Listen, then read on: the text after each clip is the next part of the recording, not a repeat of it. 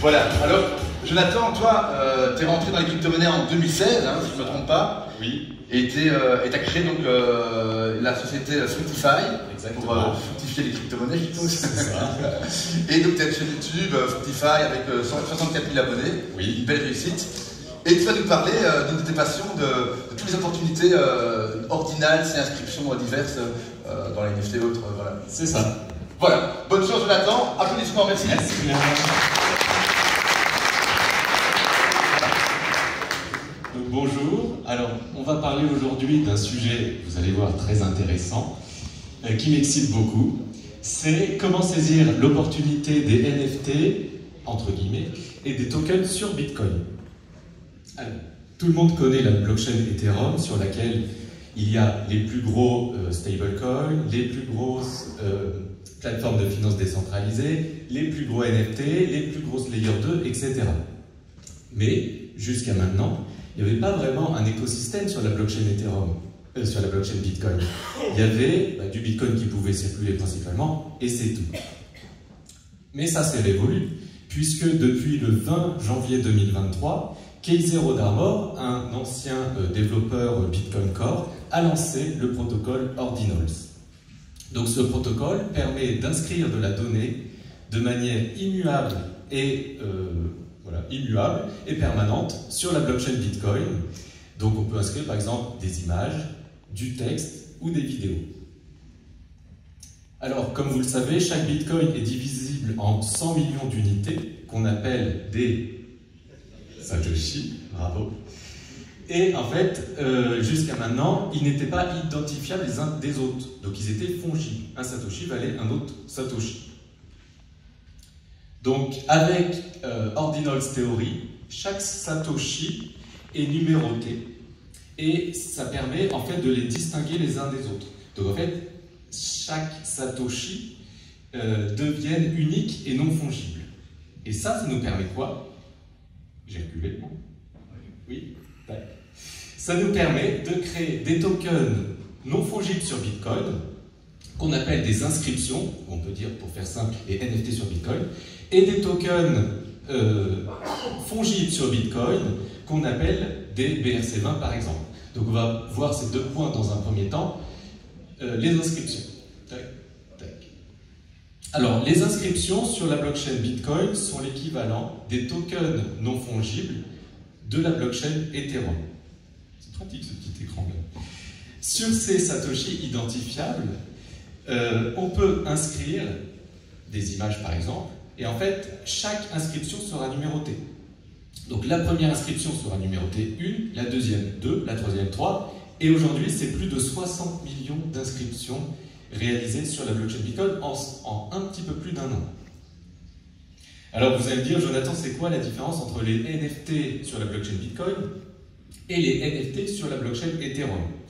Il y a deux avantages aux inscriptions sur Bitcoin. Le premier avantage, c'est qu'ils sont on-chain. Si par exemple on fait une collection de NFT sur Bitcoin, elles seront vraiment on-chain, comparé par exemple à la majorité des NFT sur Ethereum, qui ne sont pas on-chain et qui sont dans un cloud comme IPFS, si vous connaissez. Et le deuxième avantage des NFT sur Bitcoin, eh bien, c'est qu'ils sont immuables. C'est-à-dire que quand ils sont inscrits sur la blockchain Bitcoin, plus personne ne pourra jamais le changer. C'est inscrit sur le marbre de la blockchain Bitcoin. Contrairement à certains NFT sur Ethereum, où le créateur pourrait changer l'image, supprimer l'image et enlever toute la valeur de celui-ci. Alors vous allez me dire, Jonathan, ça a l'air intéressant ton truc. Qu'est-ce qu'on peut acheter comme collection sur Bitcoin qui potentiellement pourrait prendre de la valeur? Moi, ce que j'aime bien, c'est la collection Sub 1K.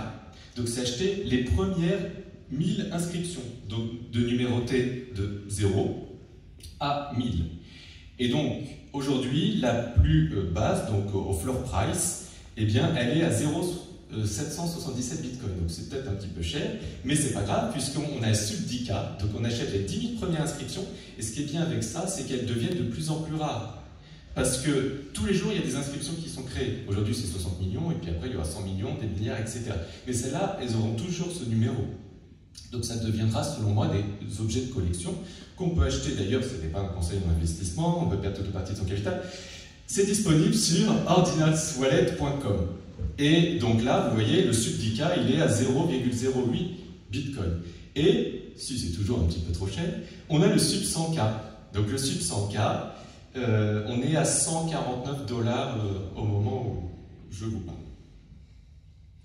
Deuxième point, maintenant qu'on a parlé des tokens non fongibles, sur Bitcoin, maintenant on va parler des tokens fongibles, par exemple les BRC20.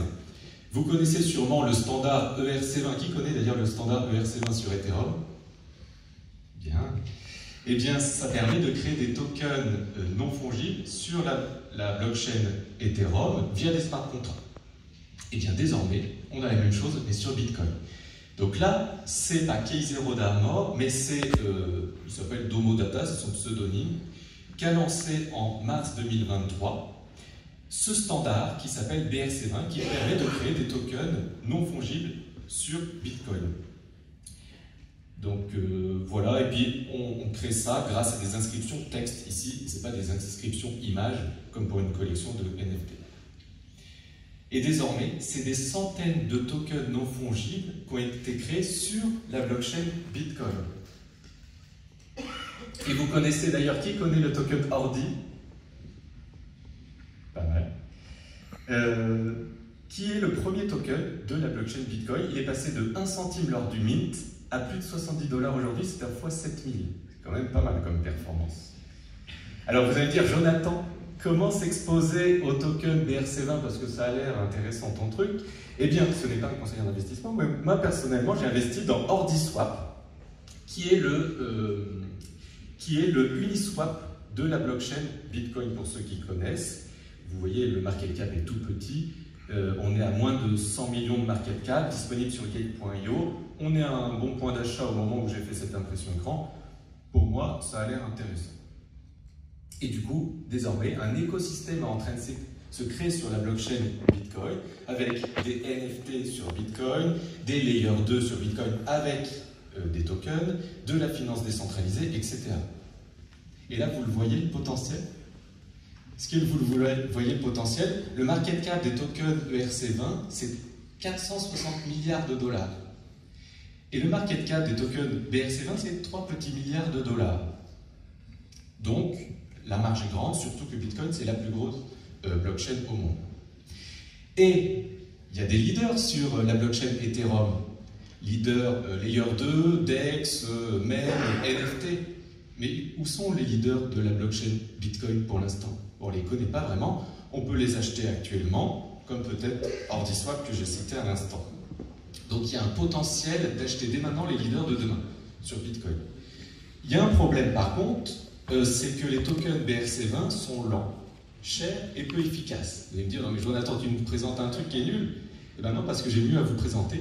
Ce sont les tokens runes. Donc on y va. Enfin, ceux qui me connaissent savent que je vous bassine avec ça, puisque ça peut nous faire beaucoup d'argent. En fait, le créateur de Ordinals, Key0 d'Armor, a décidé de lancer un nouveau protocole de tokens fongibles officiels sur Bitcoin qui s'appelle Rune. Donc rien à voir avec la crypto Rune que vous connaissez, c'est un nouveau protocole qui n'est même pas encore lancé. D'ailleurs, ce nouveau standard est selon lui, oui, beaucoup plus efficace, beaucoup plus rapide et beaucoup moins cher que les tokens BRC20 lancés par Domodata qui n'étaient pas des tokens officiels. Là, c'est des tokens officiels créés par le fondateur de Ordinals. Donc, il y a un potentiel énorme. Voilà, c'est ce que je dis, potentiel énorme, parce que ça nous permet d'acheter des tokens aujourd'hui qui valent 0, parce que c'est pas encore lancé. Mais je fais le pari, d'ailleurs, comme ça c'est enregistré, que dans moins d'un an, le premier token Rune aura un market cap supérieur à 1 milliard de dollars. On en reparlera. Et on va pouvoir l'acheter dans très peu de temps à presque 0. Ça m'accroche.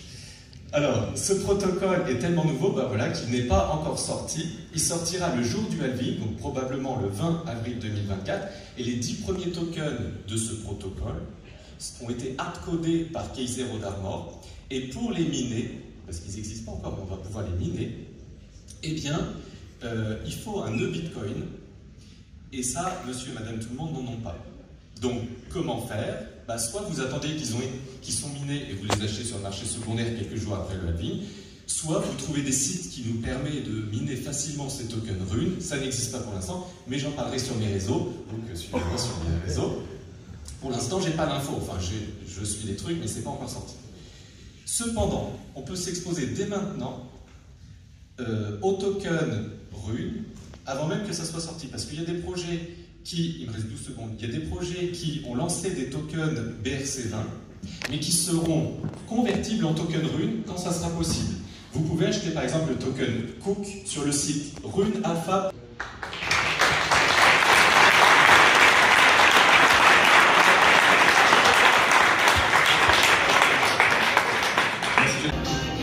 Allez, 5 secondes. Un petit effort encore. Oh là là, Stéphane nous a vu l'écran. C'est ma communauté qui est là. Vous êtes prêts? Eh ben ouais.